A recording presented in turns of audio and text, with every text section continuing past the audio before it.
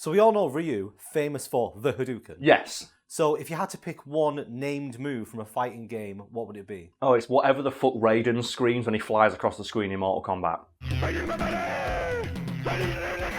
Because he's just, what does he scream? Tell us, Ed Boon, please.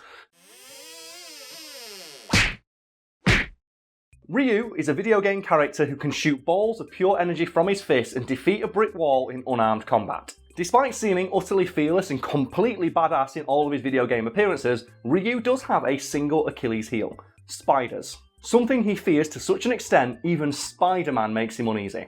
I'm assuming most people watching, even if they have never played Street Fighter, probably recognise Ryu. Yeah, because he's just one of those iconic characters from video games. His design is just simple and striking, that people who don't play video games will probably know him as like Street Fighter Man. And like for a moment, let's just take a step back and like just appreciate like how good that design is. Just simple, clean, elegant. Because there's a concept when it comes to like, character design I quite like, and that is, if you want a character design to be memorable, the lay person should be able to draw it from memory, and other people should be able to recognise who that character is from that shitty drawing. Like, no matter how bad it is, because with Ryu, obviously, it's the white gi, the red headband. Like, in your head, even if you can't draw, you can draw that character. Then you go into like the realm of just like the generic like skinhead white man of like the dark times, like the PS3 and Xbox 360 era, like where everyone just looked like Commander Shepard, except for Commander Shepard, who was like, I think iconic enough where he was recognised thanks to the armour. Regular, like just default male Shepard is the most generic fucking character design ever, and it's the only one that squeaks through being memorable because it's based on a real dude. I think it's Mark Vanderloo. It's like a male model, which is why male Shep just looks so like insanely hot. It's like, why is male Shep? Why are his cheekbones just so perfect? I was always annoyed that during the course of that game, if you play as like default male Shepard, no one just stops the conversation and goes, Shepard, your lips are immaculate. Just like no one says that, and they should. But like, no, you never play as. Like, the thing is, you're playing that game wrong if playing as male Shepard. Femme Shep all the way. I always played as like female Shepard, who's an asshole, and punch out every fucker who questions my authority. So we may recognise Ryu. Yes. But what's he like? What's his character? Oh, he likes to punch things. Like, he has no real characterization in the games beyond just wanting to like improve as a martial artist. Like that's why he's the world one. Like, someone's using the toilet in the house, fair enough. They're not using it, they're slamming the seat down. I'm hoping that's not loud enough so we'll pick up on camera, because we sure as fuck heard it. But no, Ryu is like, he's the wandering warrior, right? That's all he does. He travels around the world beating people up to improve his martial art.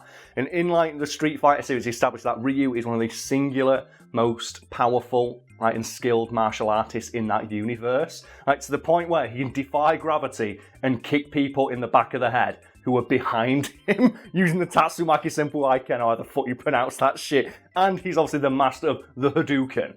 Like, just firing energy straight out of his fucking fists, man. That's crazy.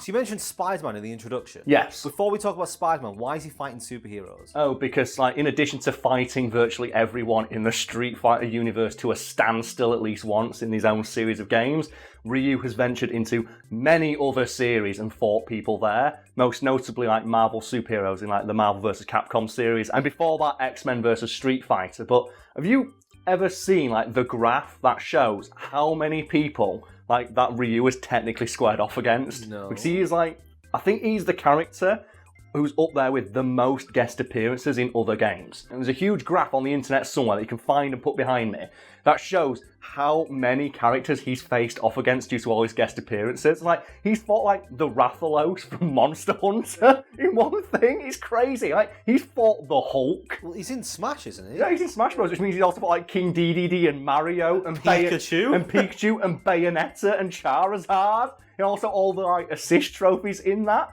Like, technically in that game, he can try and fight God. He can fight Arceus, like God of all Pokemon, and try and like, Shin Shoryuken that shit.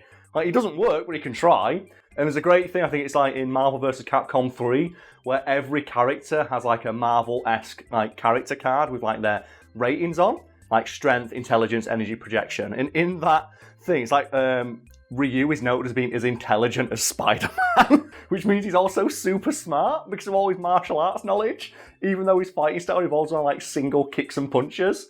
It's great. So let's use that as a segue then to talk about Spider-Man. Yes. So what is the deal with Ryu and Spider-Man? Well, in Marvel vs. Capcom 3, if you make Ryu fight Spider-Man, in their pre-battle, banter between one another, Ryu says to himself, "Spiders.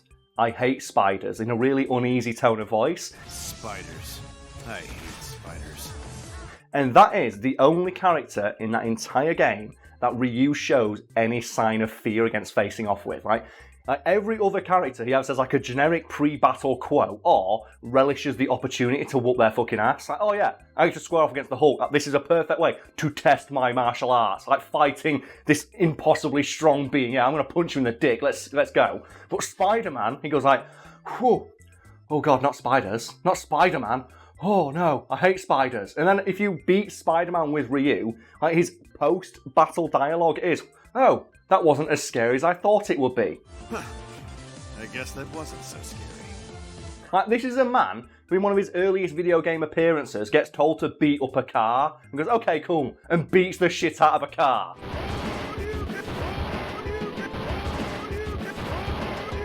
This man who has faced off with gods in some games is like scared of a man with a spider on his costume. It's so weird.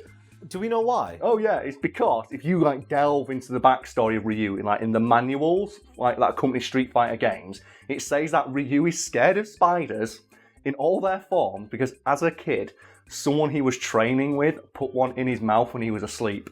And he woke up with the spider in his mouth, and ever since that day, Ryu has been scared of spiders. And you know what? That is a perfectly valid reason to be terrified of spiders. But it's just the idea, this guy's he's fought the Hulk. You can make him square off with Thor, and he relishes the opportunity to test his mettle against such a strong opponent. Spider-Man, oh no. The thing is, I imagine that a spider's not going to put much of a fight against Ryu. Oh no, it's not. If there was a spider in Ryu's house, let's say there's a spider on his wall, that spider's not going to be there for very long, and neither is the wall, because we know canonically, Ryu can beat a wall in a fist fight from Street Fighter 2's bonus stage. But I'm now just imagining, what would Ryu do if he was he's had so many crossovers, and he's been a guest star in so many games. What about if he made the jump into movies, and we put Ryu into Eight-Legged Freaks or Arachnophobia? I'm just imagining, the last scene of Arachnophobia, where it's the guy in the basement and all the spiders surrounding him. Ryu's just in there. And he has to conquer his fear like he does the Dark Hado. And he breathes in and goes in Denjin Ryu mode where he becomes completely empty of all thoughts and becomes pure martial arts. And he just goes, okay, and does the Tatsumaki in the middle of the room. It's just every spider tries to jump at him at once. He's just kicking them in every single direction. See, I'm imagining him in a Chamber of Secrets. Oh. And the car comes to save him, sees who it is, and is like, no, you beat up my mate. And the car The fucks car off. leaves And him. he's left in the woods surrounded by spiders. And he has to conquer his fear and use every move at his disposal to fight the spiders and learn their techniques. That's the thing, if Ryu was in Harry Potter, if he did a guest spot in that movie, which is not that far out of the realm of possibilities given what other shit he's appeared in, and the car comes up and he punches it out of instinct, and then he's like, oh no, my one form of escape. The car!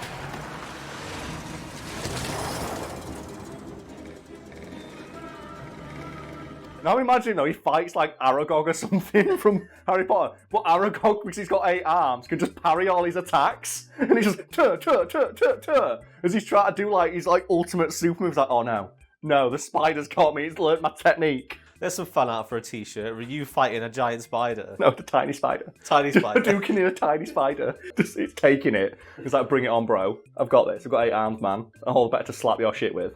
The thing I'm wondering is, which idiot would go up to Ryu and put a spider in his mouth? Well, that was none other than Ken Masters, who is Ryu's best friend in the series.